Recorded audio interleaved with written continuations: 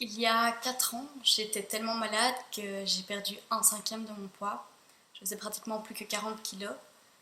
J'avais une fatigue tellement conséquente que je ne savais plus faire d'activité, que je m'endormais à peu près partout. J'avais les mains et les jambes qui tremblaient tellement j'étais faible, tellement ma tension était basse. J'avais des maux de tête, des troubles du sommeil, des troubles de la mémoire, ainsi qu'une dizaine d'autres symptômes. Les docteurs que j'ai vus à l'époque m'ont dit que c'était dans ma tête, que ce n'était pas possible d'avoir autant de symptômes à la fois. Et il y en a même un qui m'a dit que je montais. 8 mois plus tard, on a découvert que j'avais la maladie de Lyme. J'ai pensé qu'on allait me donner directement un traitement, parce que la maladie de Lyme, on connaît quand même. Mais j'ai dû attendre encore un peu plus de 2 mois, parce que je ne rentrais pas dans les critères du malade type de la maladie de Lyme. J'ai dû aller encore voir d'autres docteurs un peu partout en Belgique pour pouvoir avoir un traitement. Au cours de ces 2 mois d'attente, la maladie a pris encore plus de place. Les symptômes qui étaient déjà présents se sont intensifiés et de nouveaux symptômes sont apparus, de nouveaux symptômes encore plus graves. Une fois que j'ai eu ce traitement, j'ai été mieux.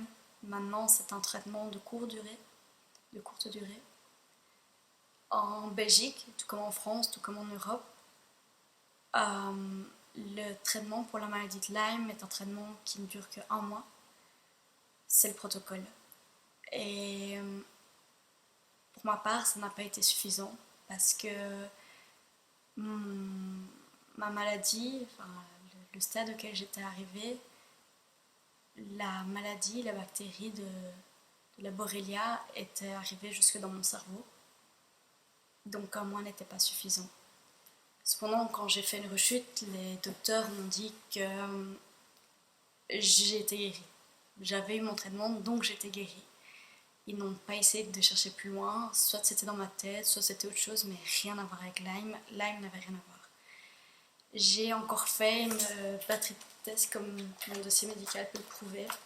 Des tests qui ont commencé en 2015, le 16 octobre 2015, comme je vois ici, le dernier c'était ce matin. Justement, c'était ce matin, donc 19 juin 2019, pour comprendre ce qui ne va pas. Or, tout revient négatif. Donc, apparemment, soit je suis folle, soit je suis encore bel et bien malade de Lyme.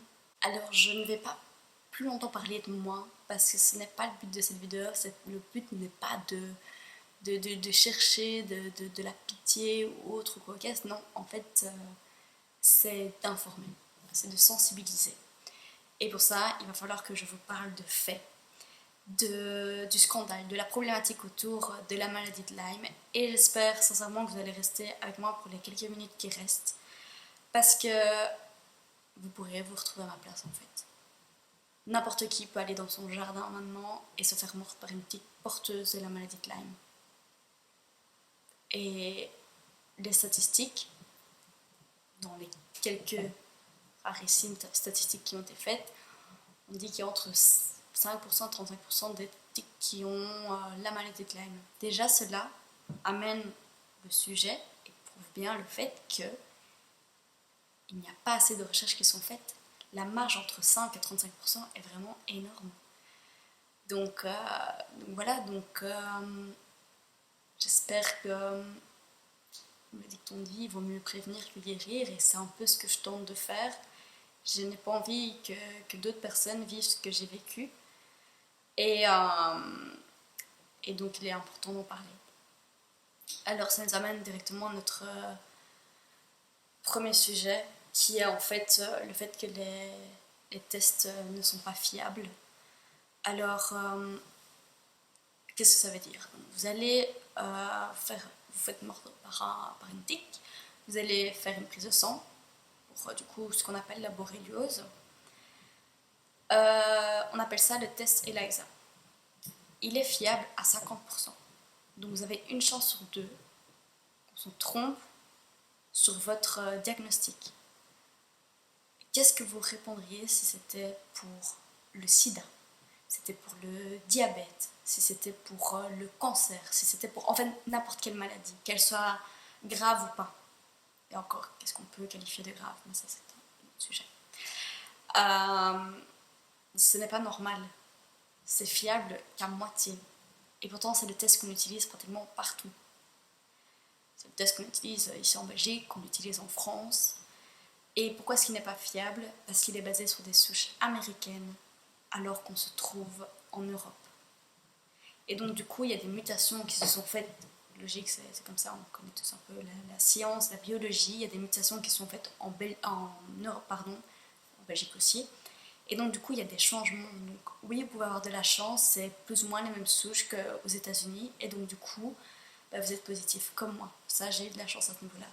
Mais vous pouvez vous retrouver aussi avec des personnes qui ont la maladie de Lyme, mais qui ne sont pas positifs. Parce que c'était en fait dans l'autre moitié. Voilà. Et donc, en fait, pour illustrer ce gros problème, ça va être facile. En fait, je vais vous comparer la France et l'Allemagne qui sont quelque part près similaires au niveau démographique et géographique. En France, ils utilisent du coup le test ELISA et il dénombre 5000 cas, 5000 nouveaux cas annuels par an. En Allemagne, c'est 90 000 cas. Alors pourquoi est-ce qu'en Allemagne c'est 90 000 cas et pas 5000 cas? Parce qu'en Allemagne, ils ont combiné ce test, donc le test ELISA qui est fiable à moitié, avec un deuxième test. Ça s'appelle le test Western Blot, qu'on utilise en France et en Belgique uniquement après avoir fait le test ELISA si vous êtes positif. Et donc du coup, il y a déjà ici un souci. On prouve bien du coup qu'il y a une différence entre la France et l'Allemagne. Et la France et l'Allemagne sont des pays limitrophes, comme si les TIC ne passaient pas la frontière. Donc c'est complètement absurde. Alors, le deuxième problème et dernier problème dont j'ai parlé, pour éviter de faire une vidéo trop longue et trop ennuyante, c'est que les docteurs manquent d'informations. Parce qu'il n'y a pas assez de recherches qui sont faites, parce qu'on n'en parle pas assez. Et donc, tout le but de cette vidéo, plus on en parle, plus il va y avoir de bruit autour, plus on va faire de recherches et plus il va y avoir d'informations. Donc, oui, ce que je disais, c'est que les docteurs manquent d'informations et c'est comme ça que je me suis retrouvée à devoir attendre 8 mois. Et encore, j'ai de la chance, il y a des gens, c'est des années. Moi, c'est 8 mois, c'est rien du tout. Enfin, c'est énorme. C'est énorme et ça m'a paru une éternité, mais ce n'est rien du tout. Je suis chanceuse. C'est ça le pire. Je dois me considérer comme chanceuse dans cette histoire. Et c'est ma maman qui a trouvé que c'était Lyme. Celle qui, en faisant des recherches, a dit à mon médecin traitant chercher la maladie de Lyme. Et c'était la maladie de Lyme. C'est pas un docteur, c'est pas un spécialiste qui a trouvé, c'est ma maman. Donc ce n'est pas normal. Et donc du coup, comme il y a un manque d'information du côté des docteurs, un manque de communication avec les patients, vu qu'il y a un refus de comprendre le patient. Je ne dis pas que tous les docteurs sont comme ça, mais j'ai personnellement eu une très très mauvaise expérience. Je suis sur des groupes avec d'autres personnes qui ont cette maladie-là, et c'est le même topo pour tout le monde. Il y a très peu de docteurs. J'ai eu un docteur sur les dizaines de docteurs que j'ai vu qui m'a dit « Mademoiselle, je ne sais pas ce que vous avez, mais je vous crois. » Un seul parmi des dizaines. Tous les autres pensaient que je montais ou que j'étais pas bien, dépressive ou quoi, qu'est-ce. Si ces docteurs prenaient en compte les dires de ces patients, on avancerait déjà. Actuellement, je suis en rechute, du moins on pense, parce que en fait à l'heure actuelle il n'y a pas de test pour prouver qu'on n'a plus la maladie. Donc j'ai arrêté mon traitement il y a plus d'1 an parce que mon dernier traitement s'était mal terminé. J'avais fini à l'hôpital suite à un traitement intraveineux qui a mal terminé en fait. Vu que je ne pouvais pas le faire en hôpital, vu que ce n'était pas reconnu par les autorités. Et donc du coup, suite à ça, j'ai fait le choix d'arrêter de prendre des médicaments des antibiotiques et bon, je me portais mieux. Mais depuis un certain temps, je vais moins bien. Sauf que c'est à moi de décider si je reprends des antibiotiques alors que ce n'est peut-être pas Lyme, peut-être que ce n'est plus cette maladie-là. Peut-être que j'ai autre chose mais qu'on ne le sait pas.